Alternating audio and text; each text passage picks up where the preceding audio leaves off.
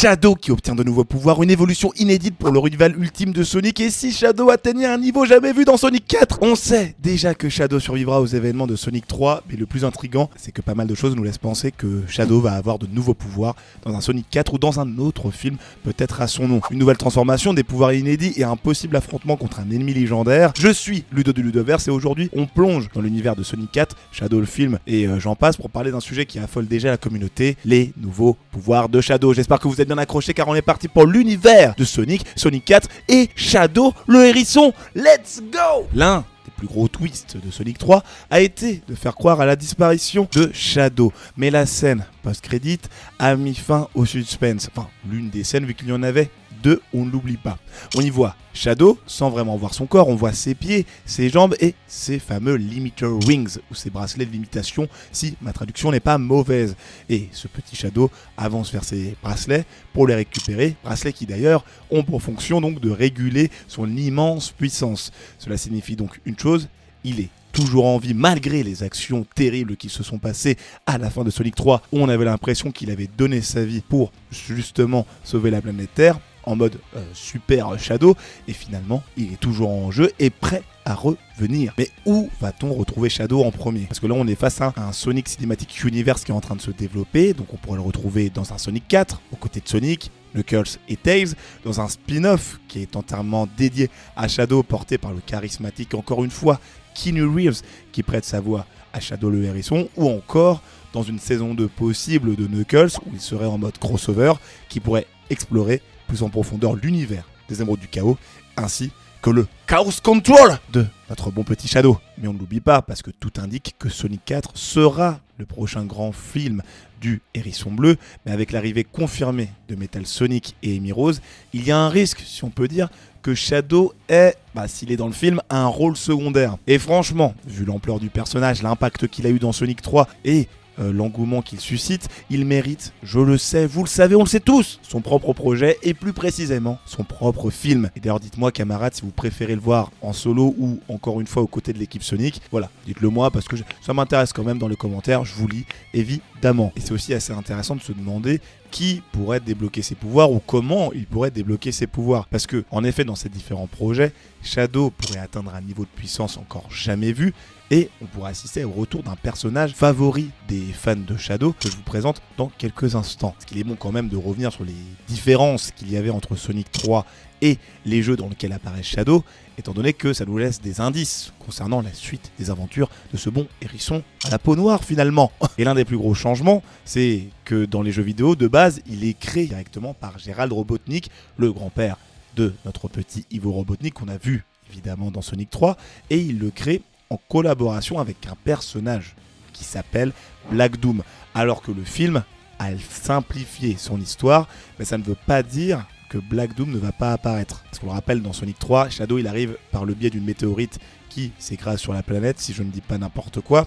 Et ensuite, c'est Gérald qui fait des expériences sur lui, ou du moins qui l'analyse avec l'aide du gun. Tandis que le personnage de Black Doom, qui fait un pacte entre guillemets avec Robotnik, justement pour sauver Maria, enfin bref, je vous passe les détails, eh bien, il est là un peu comme son père, finalement. Ou du moins, il joue son rôle de père biologique. Et si vous ne connaissez pas Black Doom, eh bien, je vais vous le présenter, pas d'inquiétude, car dans les jeux Black Doom, c'est un puissant extraterrestre, chef d'une race qui s'appelle les Black Arms, une race de conquérants qui a un lien direct donc avec Shadow. En gros, c'est ce que je disais précédemment, il est son père génétique puisque son ADN a été utilisé pour créer l'Ultimate Life Form, la forme de vie ultime, autre nom donné à notre bon petit Shadow. Et si Sonic 4 ou un spin-off sur Shadow décidait de ramener Black Doom dans le lore de ce Cinematic Universe, et ça permettrait beaucoup de choses. Ça expliquerait pourquoi Shadow est tombé sur Terre dans une météorite, quel était l'objectif, cela pourrait débloquer des pouvoirs cachés liés aux Black Arms, et surtout, cela pourrait le pousser à une nouvelle transformation encore plus dingue. Parce que oui, Shadow ne s'est pas totalement éveillé, et dans les jeux, il existe un état ultra puissant appelé le Doom Shadow.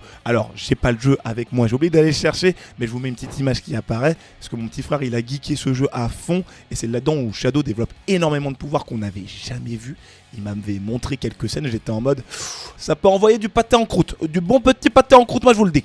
Et donc cette fameuse forme Doom Shadow, ça nous présente un Shadow qui fusionne avec son côté Black Arms et débloque de nouveaux pouvoirs surpuissants. On parle de Doomwing, des ailes du chaos qui lui permettent de voler, des Doom Spears, des attaques énergétiques surpuissantes et même une forme monstrueuse proche d'un dieu du chaos. Si Sonic 4 introduit Black Doom, on pourrait assister donc à une montée en puissance pour Shadow au point de rivaliser avec les plus grandes entités de l'univers Sonic et qui pourrait peut-être même prendre la forme Super Shadow et dire ça, c'est une broutille, mon pote. J'en ai rien à faire, je préfère cette forme-là, je suis plus puissant. Vous voyez un peu l'échelle de puissance ou quoi?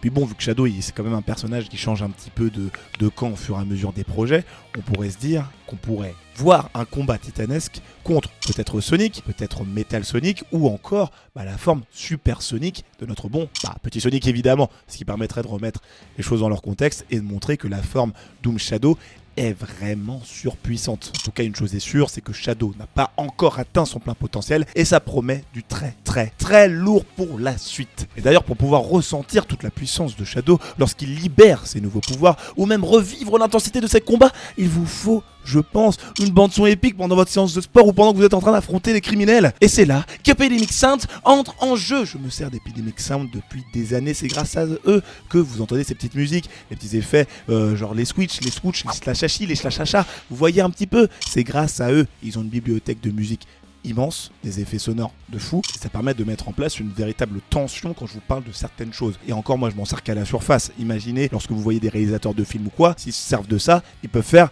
une ambiance qui est légendaire. Parce que si vous voulez créer une ambiance à la Sonic, Shadow ou je sais quoi, avec Epidemic Sound, vous pouvez le faire. Et le meilleur dans tout ça, parce que je suis un gars exceptionnel, c'est qu'avec le lien dans la description, Epidemic Sound vous propose un mois de test gratuit sur plus de 200 000 musiques ou que sais-je, et aussi les fameux VFX, et grâce à ça, vous pouvez tester, voir ce que vous pouvez faire avec ça, et ensuite si ça vous convient, vous continuez l'abonnement, parce que c'est sur abonnement, enfin voilà, je vous laisserai regarder, mais cliquez dans le lien dans la description, ça me fera beaucoup plaisir, et ça vous changera peut-être la vie comme Shadow qui va devenir Super Shadow ou Doom Shadow, je sais pas, salut. On est reparti pour la forme ultime de Shadow pour battre potentiellement l'ennemi de son projet Black Doom. Parce que si Shadow revient dans Sonic 4 ou dans un film éventuel solo, il pourrait bien débloquer cette nouvelle forme jamais vue auparavant pour affronter son géniteur Black Doom et ses forces armées, donc les Black Arms. Car les jeux ont déjà introduit plusieurs formes alternatives de Shadow, notamment, je le disais précédemment, Super Shadow lorsqu'il utilise les émeraudes du chaos, mais il existe donc cette autre transformation dont je vous parlais précédemment, qui est obscure et terrifiante. Parce que bon, revenons un petit peu dans l'histoire de Shadow vis-à-vis des jeux, parce que dans l'histoire de Shadow le hérisson, on découvre que Shadow possède une part de l'ADN des Black Arms. Ça, je vous l'avais dit, c'est le peuple extraterrestre dirigé par Black Doom, et en temps normal, Shadow refuse d'exploiter cet héritage, mais dans un combat désespéré, il pourrait être contraint de débloquer sa véritable nature, et notamment aux côtés de Black Doom. Et c'est là qu'intervient le fameux Doom Shadow. C'est une transformation qui est inspirée donc par ses origines Black Arms. Grâce aux ailes qui apparaissent, il peut se déplacer, avoir une mobilité folle. Il a une maîtrise là du coup totale du Chaos Control qui vraiment est son coup signature, et donc il peut se téléporter comme on l'avait vu dans Sonic 3, mais peut-être un peu plus loin, que sais-je. Et puis il a les fameuses attaques destructrices dont je vous parlais, la Doom Spear. Donc en atteignant ce stade, Shadow serait plus seulement un rival pour Sonic, mais un véritable dieu vivant, une fusion entre la lumière et les ténèbres. Je ne sais pas pourquoi je prends un accent espagnol très mauvais, mais en tout cas je vous le donne quand même.